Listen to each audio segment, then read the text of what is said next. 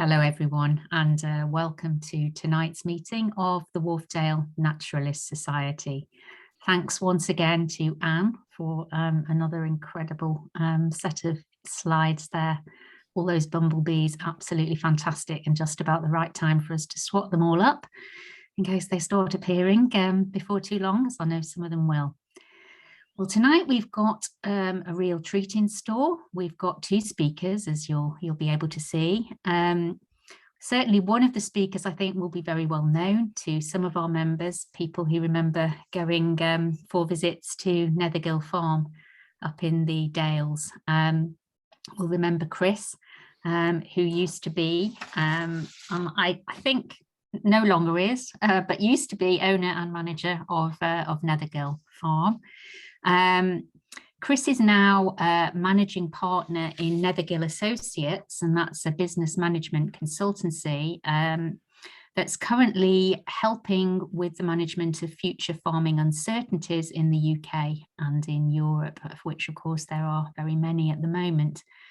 He now owns another farm, Exridge Farm in North Devon, and I believe that we can see some bits of North Devon there behind Chris in the background. That certainly looks very beautiful there on what I'm told is Exmoor. And our other speaker who's going to join with Chris in this presentation is Brian Scanlon. Brian is a graduate in mathematics and physics. He's got an MSc in operational research, and he's had a career in industry with significant periods in management, consulting and banking.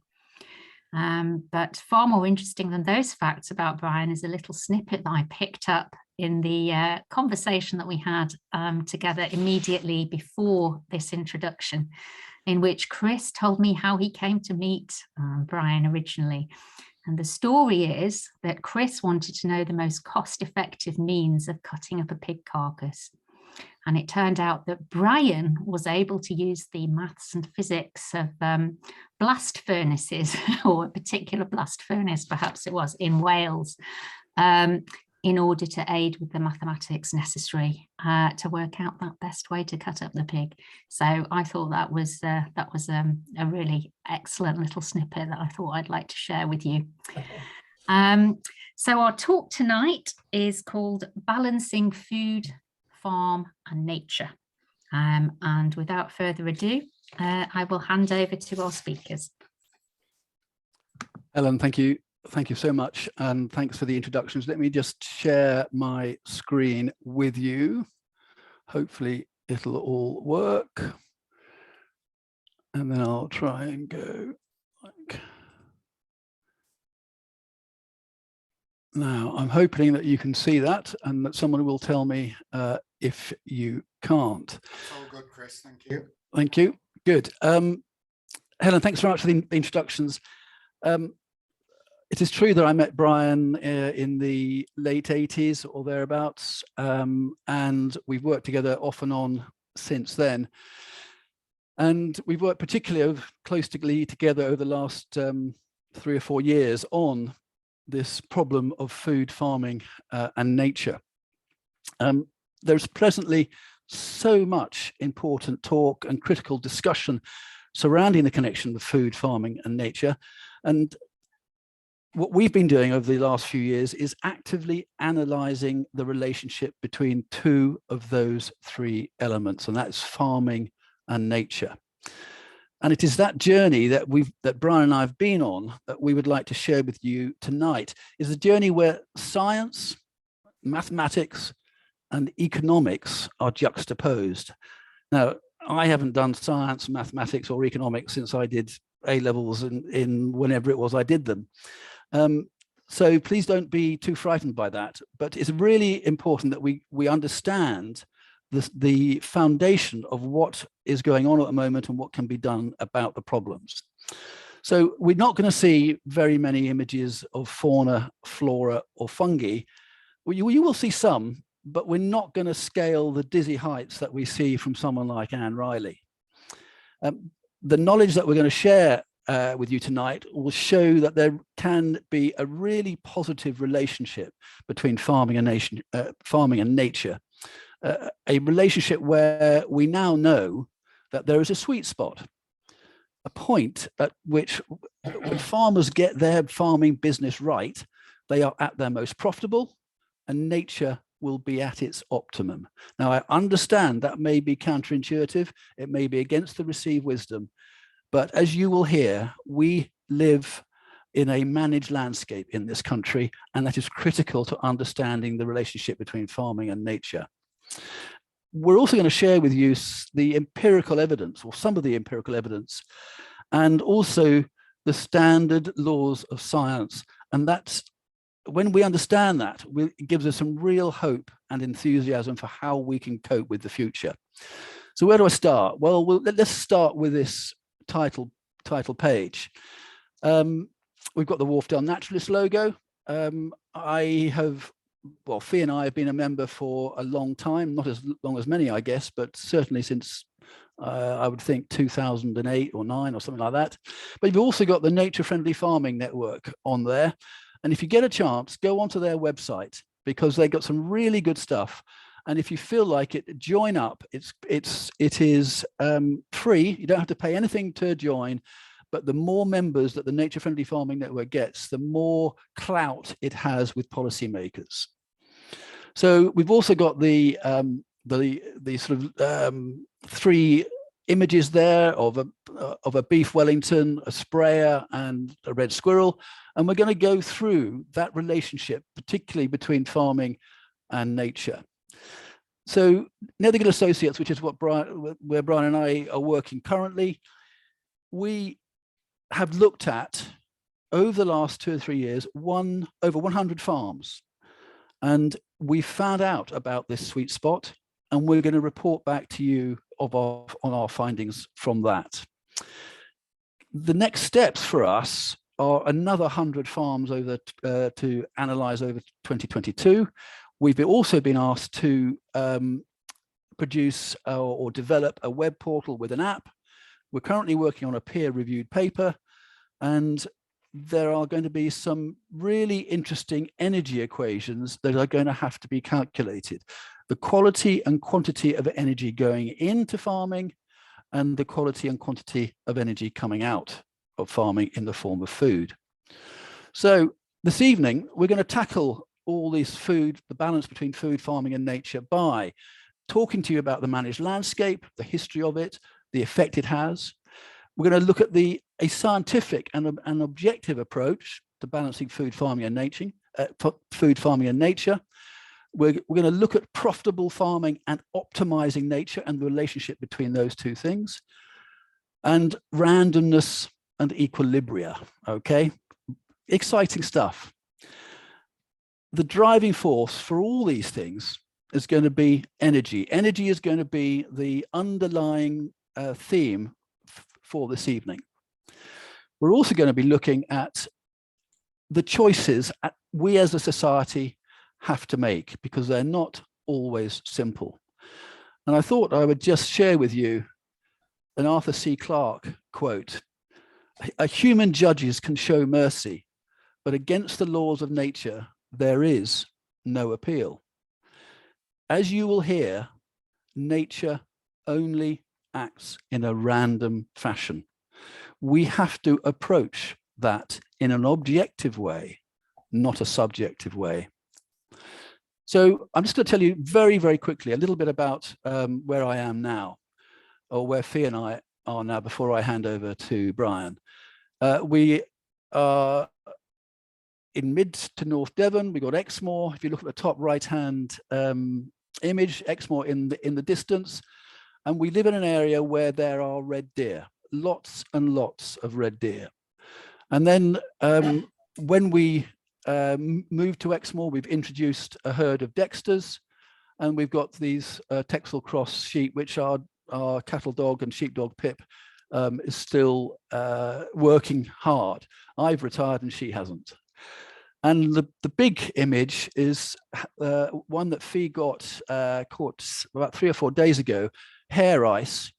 And this only appears under certain conditions. It's a fungus, and the ground needs to be frozen, and the air the air needs to be slightly above freezing, and it is only in those conditions that this hair ice appear. We've got 40 acres, significantly less than the 400 we had in the Dales, but we're using these 40 acres to test some of the mathematics and science out. And I'll now hand over to Brian to go through the next few slides. Good evening, everyone. I'm going to start with just a quick summary of the current situation as we see it.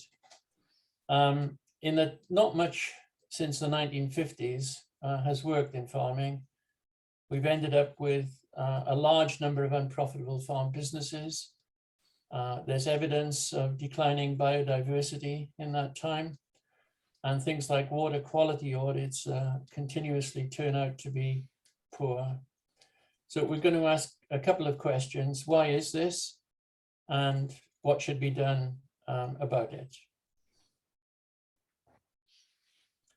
I'm going to start with a little diagram.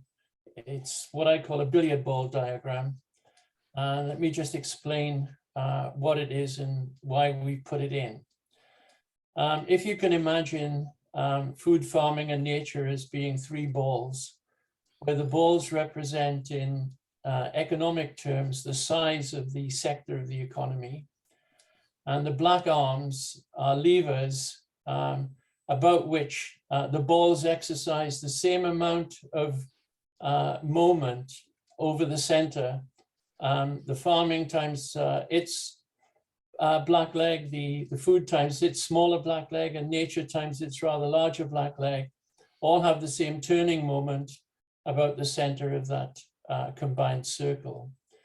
And it's like billiard balls hitting each other in a way, and it shows in a diagrammatic form the overwhelming size of the food industry in relation to farming and that part of nature which contributes to the farming sector.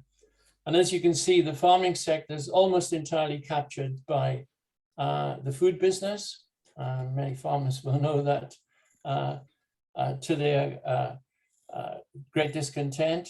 And the nature sector is only half captured, which is significant in some ways. Most importantly, farming and nature are totally separate, and they tend to be out of balance. That's just a simple mathematical way of looking at how these three things interact to have the same effect and ability to influence each other. Biodiversity is declining fast, as we've commented, and farming is unprofitable. The biosphere is the world that we share, and I think it's just worthwhile reminding ourselves what the biosphere is all about. It's the place where life intersects with the atmosphere, the soil, and the water bodies that comprise the planet. That's its simple definition. It comprises organisms and plants, and these coexist through a number of processes, particularly respiration, photosynthesis, and decay. It's really quite simple.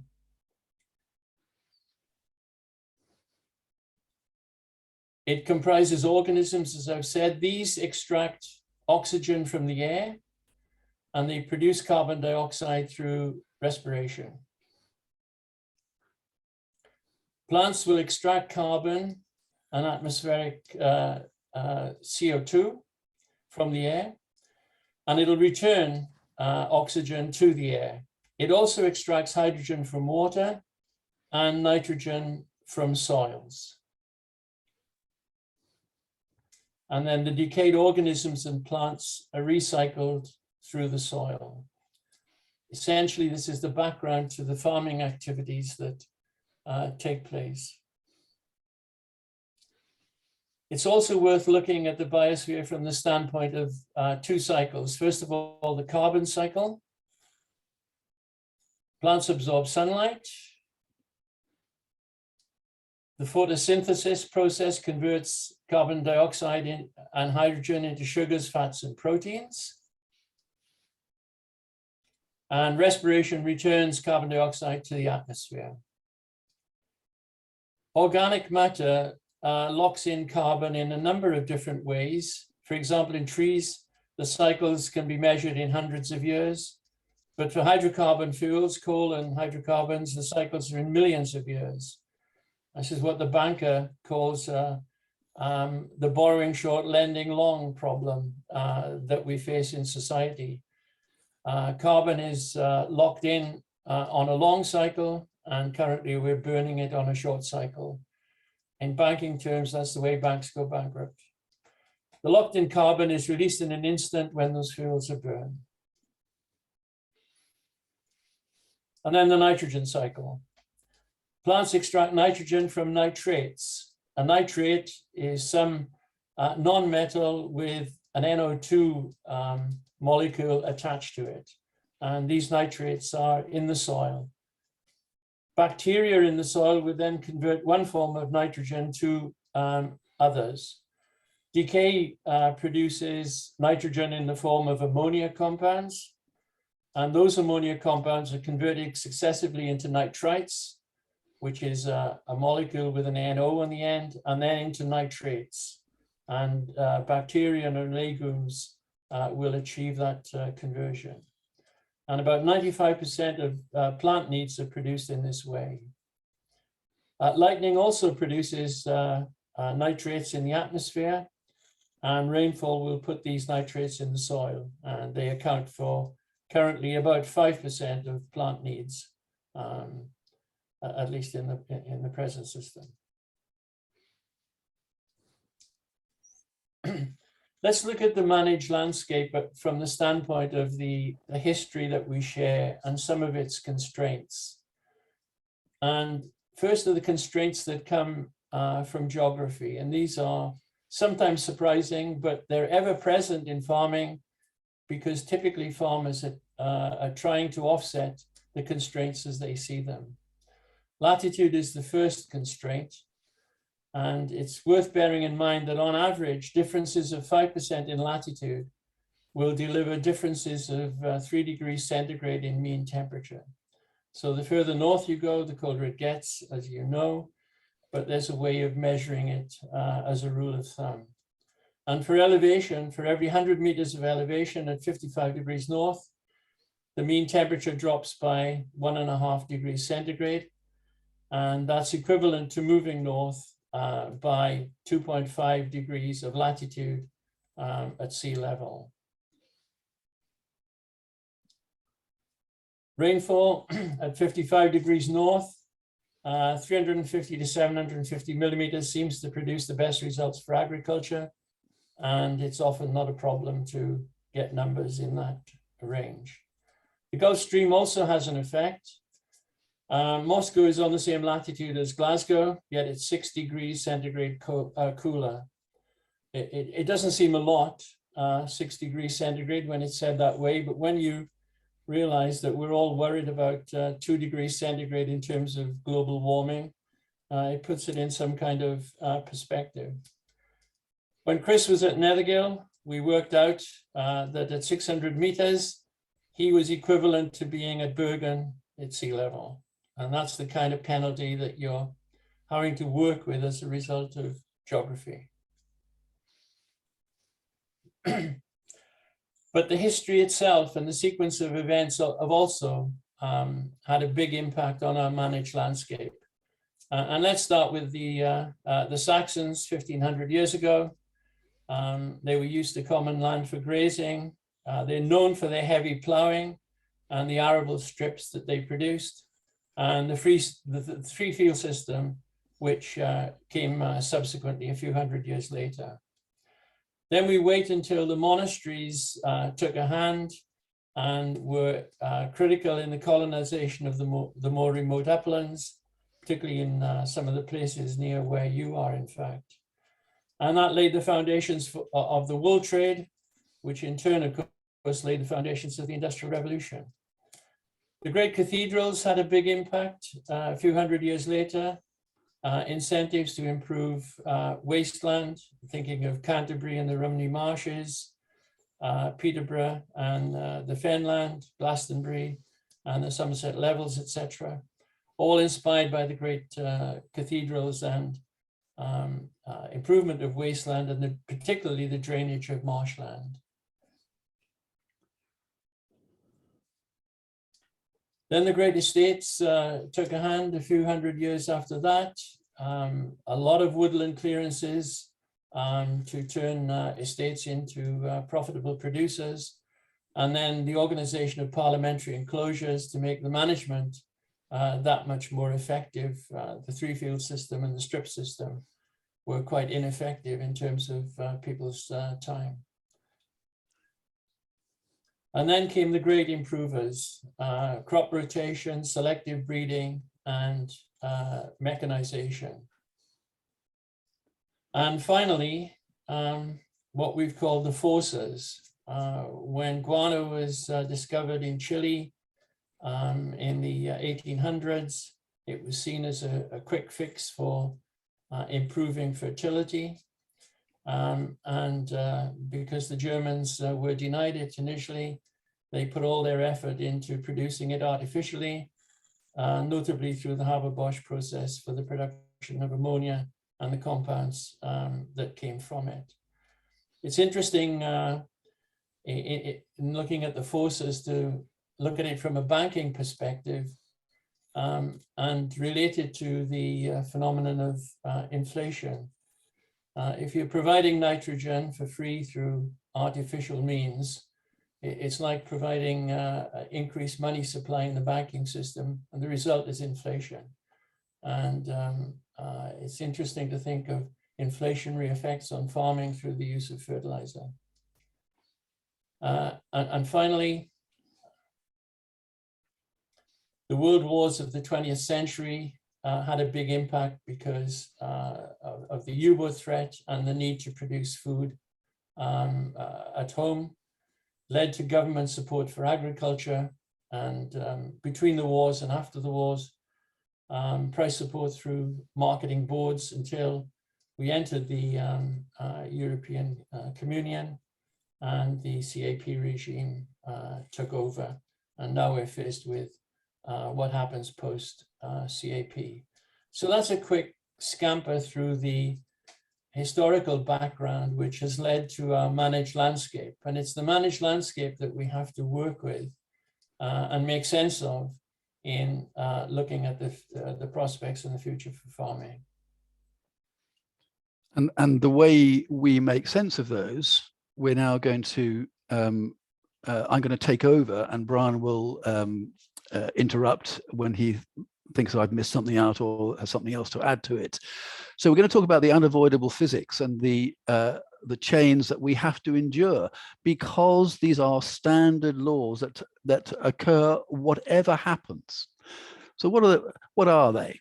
Well, the first one that we want to talk about, or to be for you to think about, is that food is actually a fuel. It is simply a form of energy. And because it is energy, a form of energy, it is subject to exactly the same laws of physics that that surround the fossil fuels, the coal, the oil, and ethanol if it is produced from vegetables. So food has to be treated as a form of energy. It's a fuel and is subject to the same laws of physics as all other types of energy. But even when you grow food, even when you produce it, and it is an energy, it has to have energy to grow. And in farming and in food production generally, this energy comes from two different sources. The first is the free issue. We in farming are probably the only industry that is given this free issue. No other industry has this advantage, but in farming, we tend to squander that advantage. This free issue from the sun and the rain. And there's nothing more cost effective than producing food from the free issue sun. The other area that energy comes from is the manufacturing process, fertilizer or feed. And what we'll show you a bit later, is that the energy, and this energy, as I said right at the start, will be a theme that runs through. The energy that goes into the manufacture of fertilizer or livestock feed manufacture or vet meds or anything else that goes into food production on farm, the energy that is used in that manufacture cannot be regained or recouped, or you cannot produce more than you've actually put in. Just standard laws of physics. So when we use fertilizer, we are being profligate with energy. So now let's take those few concepts that I've just talked about and mix and match them in with what Brian was talking about, the managed landscape. And I've done a table. Now, I know we're not going to go through this word by word, but I want to show you the impact of what we're talking about on farming and nature. So we had, if you go to the left-hand side, you got these sort of circa 1,000 years ago, 1,000 years, through to the 1800s, Saxons, monasteries, etc. All the stuff that Brian was talking about. The changes that took place in that time were incremental. As we developed farming through the work of the monasteries and the estates and the improvers, as we developed agriculture, nature adapted accordingly. Nature abhors a position where there's no equilibrium.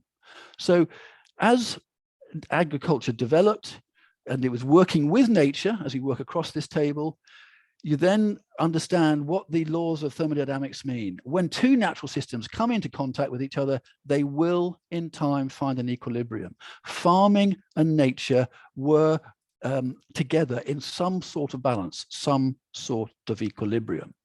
But if you go down a bit further to what Brian was talking about with the guano and the Haber-Bosch process, we go into an area where a time period where we're trying to produce food at all costs, probably producing food at any costs. And the fertilizers we're using will improve yields in the short term, but as time has gone on, and that has been proven, and we're finding that now, you need more to maintain those yields. The cost of inflation that Brian was talking about earlier. And the second law, I'll leave the first one out for now.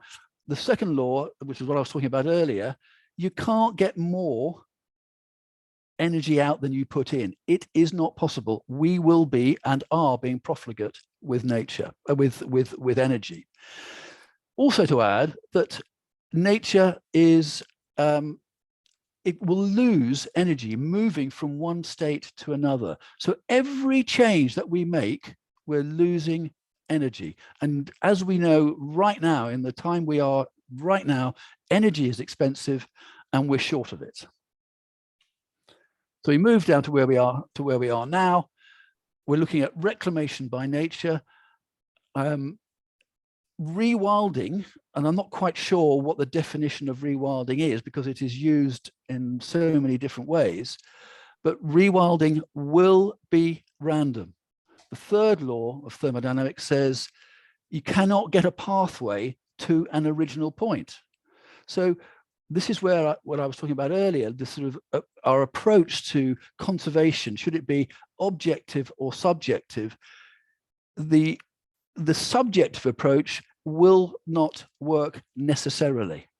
And in most cases, it won't work because nature acts in a random way. If any of you have read Merlin Sheldrake's book, Entangled Life, slime mold, have a look at slime mold and see how that reacts. Slime mold can find the solution to transport problems faster than we can using computers. It's acting in a random way to achieve that. What is the future? The future is the sweet spot that I talked about earlier. This, what we've called the maximum sustainable output, the MSO.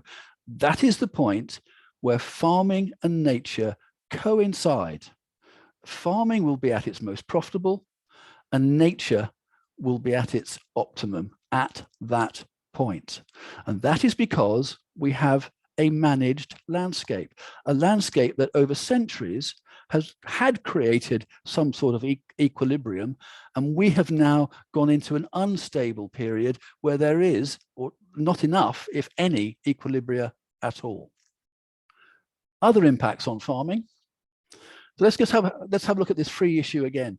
Grass that we feed or is fed in the Yorkshire Dales, in Nidderdale, is free issue. It comes courtesy of nature. And if you feed that, you will avoid the substitutes that you need, fertilizer or purchase feed or whatever it is, that by virtue of costs avoided in purchasing that substitute, you will make a significant contribution to farm profitability, or farmers will. And this is where the maximum sustainable output comes in. So the volume of meat that is produced on a farm in Nidderdale, for example, is commensurate with the point at which the free grass runs out. When that grass runs out, you have to feed more substitutes, or you've got to employ more substitutes, fertilizer, feed, etc. These will not only be more expensive, but they will push grass yields beyond the natural capacity of that farm or that landscape. We will take that field, that farm, that landscape out of equilibrium, and there are ways to bring it back in. And we'll show you how that is going to happen with one farm in a minute. The business of farming. Farmers have to make a profit. But of the 100 farms that we've dealt with, 80% of those farms are not covering their fixed or variable costs. And for those of you that are not in au fait with those sorts of terms, what that means is that after their costs, farmers cannot afford to pay themselves or invest in the business. But all this is before support. And the reduction in basic payment scheme is going to have a significantly poor effect on a significant number of farmers. And some of those farmers believe that they're going to trade their way out of this reduction in support. They're going to put more stock on and believe they're going to get more profit. We now know that that cannot happen. So the commercial objective of farming is to profitably turn farmland through crops or livestock into valuable food products. As the size of the flock or herd increases, so does the consumption of grass. And repeating myself to a certain extent, once that free issue grass has been exhausted, you will need fertilizer and feed. And we're getting sort of more into economics now. If the revenues generated by the farm increase faster than the costs occurred, then there will be profit. That, in our experience, and we've done 100 farms, and every single farm has exhibited exactly the same characteristics. As a farmer drives his production with the naturally available grass, he will make more profit than someone who isn't doing that. The losses will occur when that naturally available grass runs out. So some farms, when they run out, they buy in fertilizer and they go off and send their sheep down the dale and overwinter them somewhere else. You have to encourage the land to produce more grass. And what we don't want to do that with is with fertilizer. There are farms in the Dales right now that have moved or are moving to MSO, where their soil fertility is increasing, and they believe that they are going to have the same or very close to the same stocking rate on those farms than they had when they had fertilizer at full pelt. If you're going to use fertilizer, the extra costs increase at a faster rate than your revenues. We have one farm that for every pound in revenue he generates beyond the natural capacity of the farm to produce grass, it is costing him £20. On average, it's about £4. So for every additional pound of revenue that the fertilizer is creating, it is costing £4. And of course, we've got the other collateral damage to the environment, the water runoff. We're not seeing yet a polluter pays. We will be heading in that direction, I think. When all these points are taken into account, if you farm beyond the limits of the natural availability of the grass, that farm will become more unprofitable. And farmers are really struggling to understand this. Not only are farmers struggling to understand it, the policymakers are struggling to understand some really basic physics.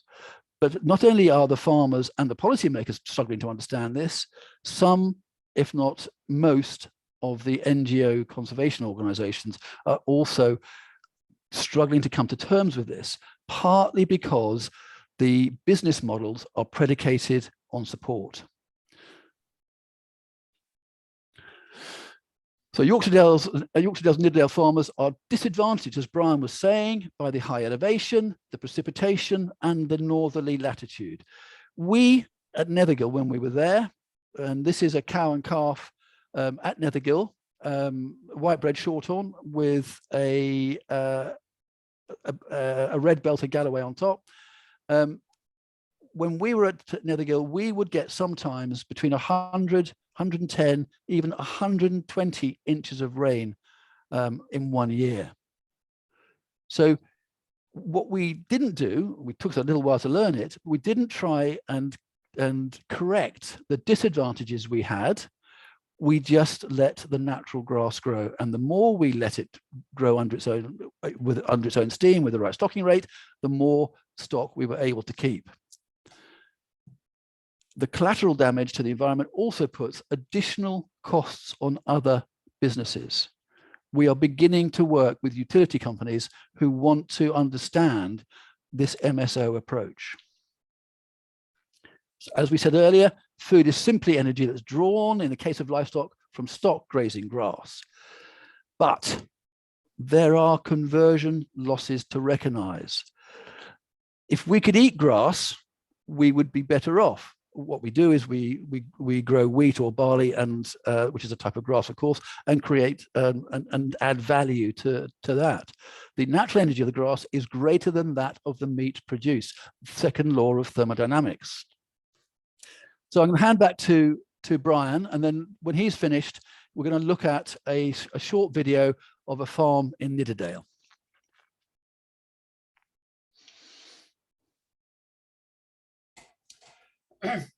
Don't be put off by a few of these charts there. They're really quite simple. Let's just explain what we're looking at. On the left-hand side, we're measuring in pound notes revenue and costs. And on the horizontal line, we're looking at output volumes. The gray line is just a pattern of how profits accumulate on a typical farm. They start off being negative, and as volume increases, the losses get less. There's a break-even point where it crosses the black line, and then it peaks at some point, and then typically goes down. That point, which we've called MSO, is the point at which the grass runs out. And beyond that, profitability decreases at a faster rate than it was increasing, and often goes negative. In fact, before support, 15 to 20% of all farms are negative before they cover their variable costs. Those farms have a very bleak future, I might add. But let's look at that chart now from another standpoint. The laws of physics says that you can establish a point of equilibrium at almost any point. It's a form of unstable equilibrium, unstable in the sense that you have to put work in to maintain it. Best way to think about it is that look on that gray profile as a mountain, and you're trying to rest the ball on the top of the mountain. You can certainly do it, but it's in a form of unstable equilibrium, in the sense that if you nudge it either side, it'll just roll down the hill.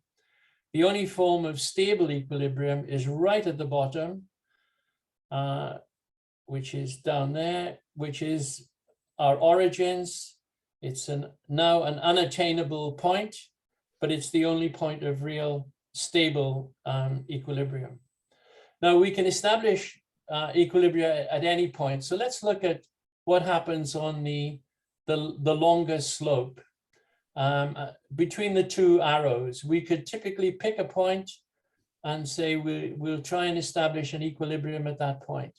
And I've chosen two lines, A and B. Let's compare what happens with A and B. We've now put work in to keep them at equilibrium. So what have you got? Well, you've got a pattern of biodiversity at A, which is not being adulterated.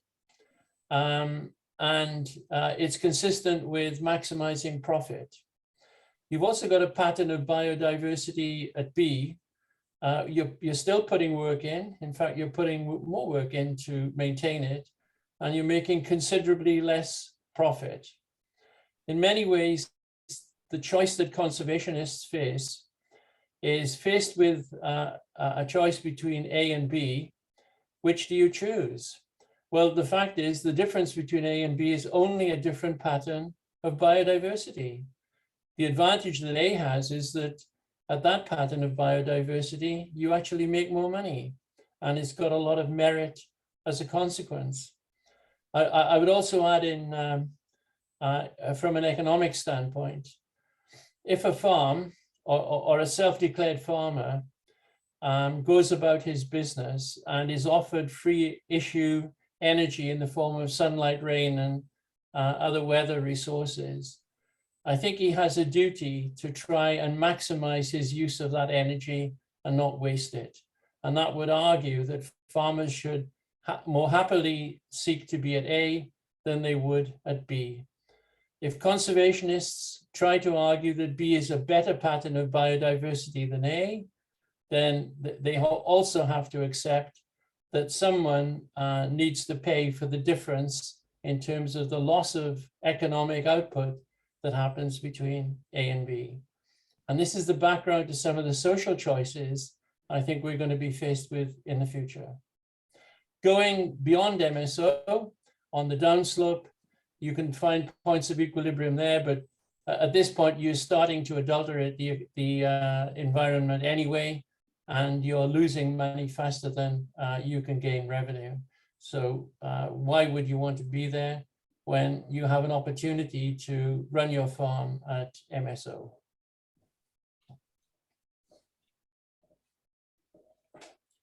This is a very simplified version of the natural world within which we coexist. It's a pyramid. At the bottom of the pyramid, we have photosynthetic plants. Above that, we have the herbivores, which thrive on photosynthesis and turn photosynthesis into useful energy.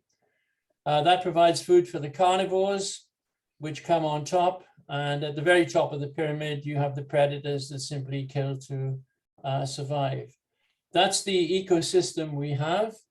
And it's our social mission to maintain that pyramid, but within certain constraints. Farming responsibly, practicing essential conservationism, and accommodating the pressures of climate change. And it's our responsibility as society to make informed and objective choices regarding that environment and its role in the economy. In other words, maintaining that pyramid in a responsible way whilst maximizing the economic benefit of farming. The ecosystem I've described there largely centers on the thoughts that we are a world of plants and organisms, flora and fauna, if you like. On the Carl Linnaeus system of classification, they are just 2 of the 5 kingdoms, and it's just worth reminding you of what the other 3 are. There's fungi, single cell algae, which enjoy a name I can't pronounce, and bacteria. And we certainly know something in the last several years about living with bacteria. So thanks, Brian. So what we've given you is a fairly intense session on the managed landscape and thermodynamics and so on. Let's see whether we can make this video work.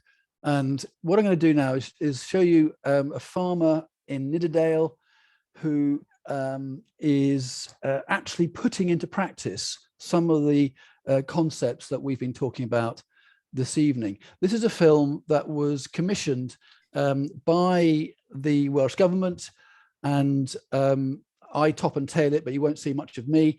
And there are three farms on it, 1 in the Yorkshire Dales, 2 in Nidderdale. We're just going to have a look at 1 in Nidderdale, if I can make the whole thing work. And I'm sure Jeff will tell me if it's not working. So let me just take it all the way through, and we go to here. Hopefully you can hear all. We farm approximately 490 acres, of which approximately 50 is mowable. There's another 75 acres or thereabouts, which is what I would call good pasture, and the rest is fairly rough stuff. We came here in 2008. After about 4 or 5 years here, we could see that no matter what we did to the sheep, whether we improved them, we bought in recorded blackface tups to try and improve sheep performance. We looked at doing at finishing cattle and doing a sort of boxed beef enterprise with our Galloways, but really it was never going to make this farm sustainable in the long run. And come about 2012, we had the opportunity to get into the last tranche of environmental stewardship higher level schemes. This was our last chance. This was in terms of opportunities to create something sustainable. And we basically capitalized that income over 10 years and invested it in a cheese making business. Why cheese? Our farm is terribly constrained by geography. The house is at 890 feet above sea level. The land rises to about 1,500 feet above sea level. We live at the end of 3 miles of stone track.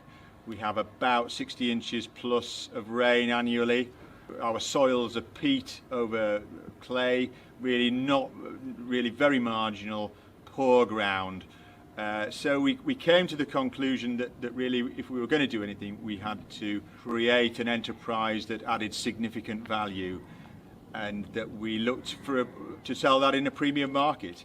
And we considered all sorts of things, and finally came to the conclusion that we had the elements of a really good marketing story here. We live in a beautiful place. And to that, we added Northern Dairy Shorthorn cows, which are the rarest of the rare. They're native to the Yorkshire Dales.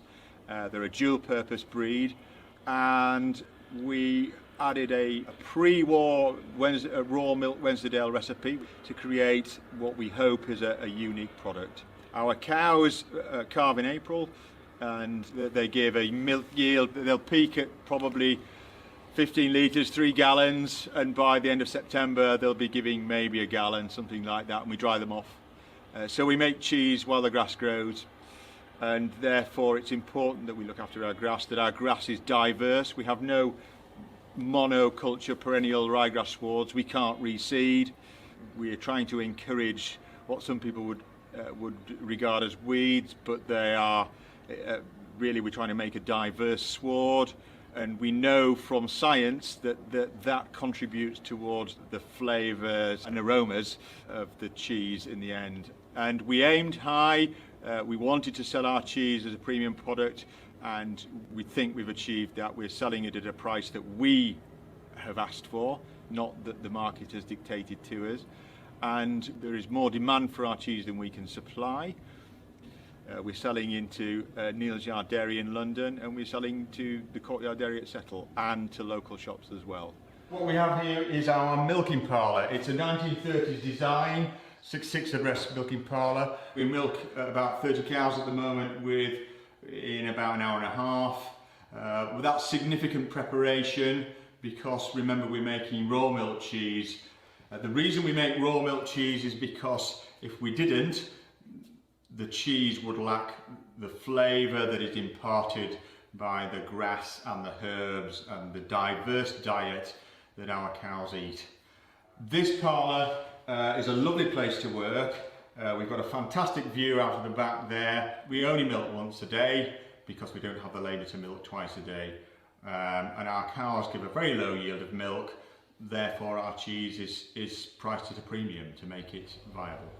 Okay, so this is our cheese making unit. It's a converted shipping container, 20-foot shipping container. This is a cheese making vat. What you can see in front of you is cheese is draining in cheesecloths. So the cheese making process begins at 4 o'clock in the morning when I get up, get changed into my cheese making gear and transfer the milk from the bulk tank, which has been cooled to 4 degrees, into the cheese making vat. We start to warm that milk up in the vat. Last year we made, which was our first proper full year, we made about 1,200 kilos. This year we're going to double that. We're probably going to maybe more than double that, maybe 2.5 tons of cheese. My target really is somewhere, and I think that sustainably, I think our target is going to be somewhere around 5 to 6 tons. The subsidy income on the farm is somewhere in the region of £50,000. My first target was to achieve that in terms of cheese sales, and we will do that this year. And that's our second year. One of the first things we did was to reduce sheep numbers, and we've reduced sheep numbers for the last 5 or 6 years, and the gross margin of the sheep enterprise is the same as it was now with 150 ewes as it was when we had 450. And prices of lambs are something similar to what they were 5 or 6 years ago. By dint of looking at cheese and by reducing sheep numbers was the impact on the biodiversity of that the farm has displayed. And reducing sheep numbers has made a dramatic impact in floral biodiversity and regeneration of trees, simply by removing them and reducing that stocking density. We no longer lamb our sheep in our meadows, which is traditionally done in the Yorkshire Dales. We save that grass growth for winter forage. As a result, we've been able to cut out nitrogenous fertilisers. We are moving to Chris Clark's maximum sustainable output, and the impact on our bottom line has been positive. The impact on our wildlife and biodiversity has been positive too. We've got all the wading birds here: curlews, lapwings, oyster catchers, red shanks, golden plovers, snipe, woodcock. It's a win-win, or win-win-win. Win for us, win for biodiversity, and win for the farm in terms of profitability. And actually, from a lifestyle perspective, because we have an enterprise that is we work hard for 6 months during the summer, that gives us a chance over the winter to reflect on our business, to take some time out, to go on holiday, to spend time doing maintenance, explore other avenues for our business, explore other interests. And if we wish to, we could probably even explore another part-time job over the winter if that was what we deemed necessary. But our hope really at the moment is that cheese will provide us and this farm with a long-term future. It's delivered a raison d'etre for us, it's delivered a raison d'etre for the farm, it's delivered a raison d'etre for the Northern Dairy Shorthorn breed as well. We've seen. So that's an example of one of the farms that is heading down an MSO route. And the more farms that go down this route, the more profitable they will be, the more farms will survive this reduction in support that's going to happen over the next few years. And the better that the nature and biodiversity and the environment will be as well. And so if there's one thing, well, maybe two things I want to leave you with, it is that there is a sweet spot that farming and nature can, when they come together, farming is at its most profitable and nature is at its optimum. And we need to be talking to farmers about that, persuading them that that's the way to go. And then we can maintain these family farms that are so critical to the Yorkshire Dales and Nidderdale and other parts of the country. Thank you very much. Well, thanks, Chris and Brian. I think you deserve great congratulations for walking us through that. And I can say no more than we have every one of the participants that we started with still online. So you've taken the audience with you. And I don't think it was just the line about using blast furnace maths to work out how to slaughter a pig that got people right at the start. We have just a few questions, which we can work through. If people have any more, could they put them in the Q&A, please? But first one is just around the sort of use of the terminology of free issue for the grass, because it does require land to grow on, which kind of has an opportunity cost. Would you comment on sort of that view of grass versus sun and rain as free issue? The opportunity cost might be put housing on it. We're looking at life from a strictly farming perspective. It's free issue in the sense that you don't pay for the energy content. You pay to acquire it by owning the land, but the actual volume of energy that's then supplied, you don't pay for. And we've used the term free issue because it's a term from industry.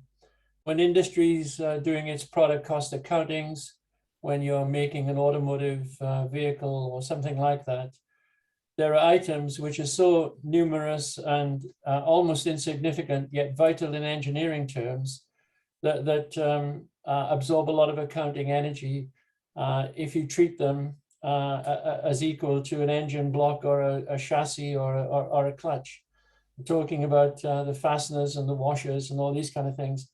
And the term they use is free issue. You just dip your hand into what you want and you use them, and they're accounted for in a different way. And we've just used that term. Thank you. Thank you. I think that makes sense. A couple of other bits still relating to the grassland seems to be what people have focused on to a degree. So depending on species and varieties and diversity of grassland, clearly would have different productivity levels. Is there a kind of a tendency to try and use the most productive grass on your particular farm, and that could be at the cost of grassland diversity? So it depends a bit on your definition of productivity. Productivity, in essence, is just income minus expenditure. And what we're trying to do is to get the most profit, the largest amount of value left, having generated revenue and having spent money on expenses. And so where that sweet spot is, will be where that farm is most profitable. And nature, providing we take it a subjective view, will decide itself what is the best way or the best vegetation, the best grass to have on there.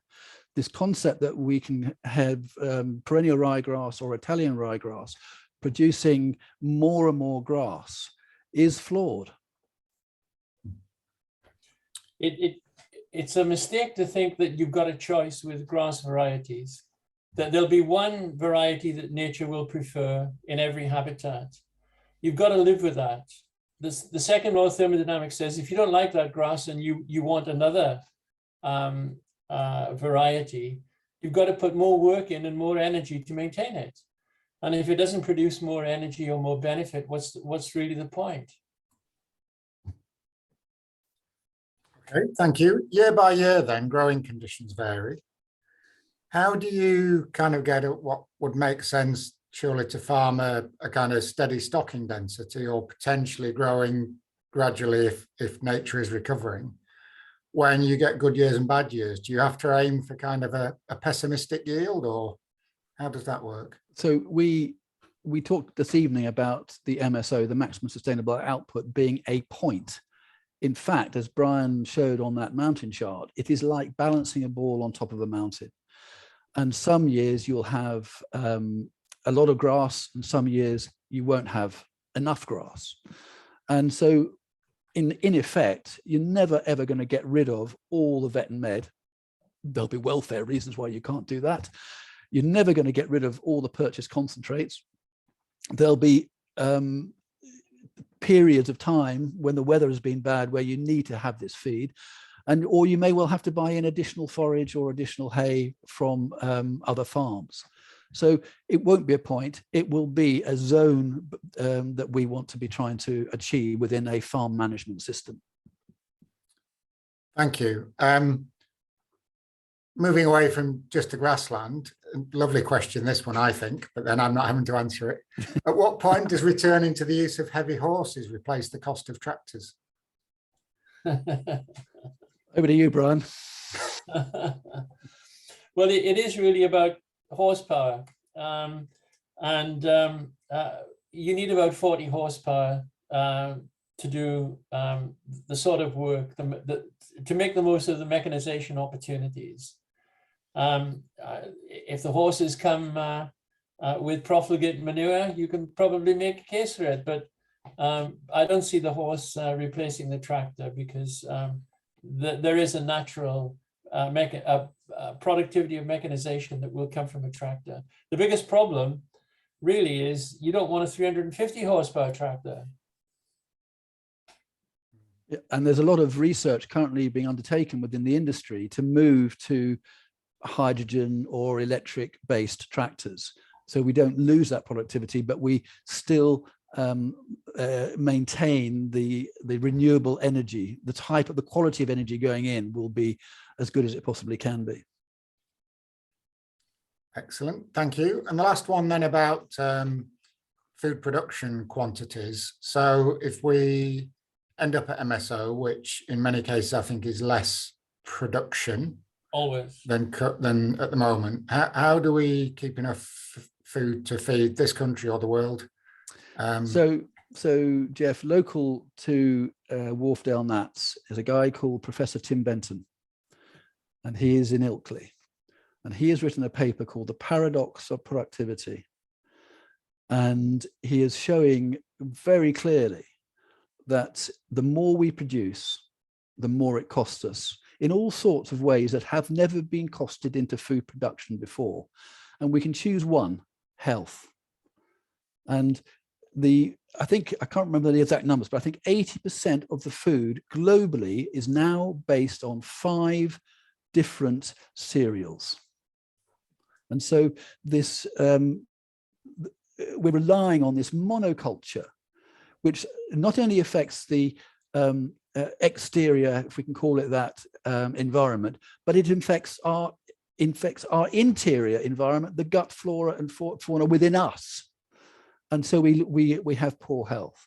So I think there's 14.6 billion tons of food wasted in this country.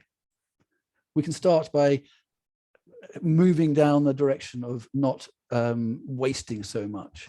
We're feeding cereals to ruminants, where we should be eating meat 2-3 times a week, or maybe 4 times a week, but only grass-fed meat, only quality meat, not cereal-fed meat. I'd agree with that, Chris. I've seen Tim Benton speak a couple of times, and all I can say is if people get the chance, do go along. It makes a lot of sense. And just as an aside, Jeff, it is with Tim Benton that we are writing this article, which is going to be peer-reviewed. Great, thank you. Just to finish up on the questions then, there is one other question which is about kind of emissions from livestock of cows versus sheep and so on. But I'm going to defer that to next week when we have Steve Peel from Climate Action Ilkley talking, so I think it's more relevant for them. So my last bit before I hand back to Helen to sum up and give thanks is a cheeky plug for the Yorkshire Rewilding Network webinar tomorrow night about peatlands. Details are on the Yorkshire Rewilding Network events page on our website. But with that, I'll shut up and hand back to Helen.